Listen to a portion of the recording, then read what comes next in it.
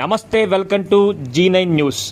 కోరుకొండ మండలం దోసకాయపల్లి గ్రామంలో Sri Sairam Noble Convent School correspondent Battupalli Appalaraju ఆధ్వర్యంలో ఘనంగా ఉపాధ్యాయుల దినోత్సవం జరిగింది.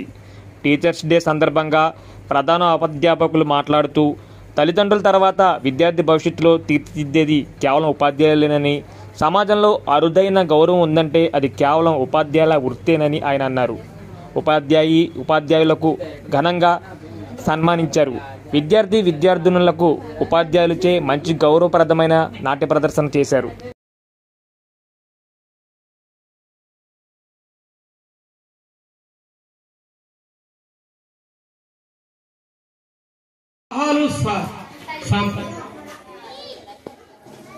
ఇచ్చేటువంటి రీతిలో ఉన్నానని గుర్తించి మా టీచర్స్ అందరూ కూడా మాకు దంపతులకు సత్కరించినందుకు వారికి అభినందనలు తెలియజేస్తూ, మీరు నాకంటే అన్ని సబ్జెక్టు వైజ్గా అన్ని రంగాలను కూడా మంచి మేధావులు కావాలని నా కోరిక.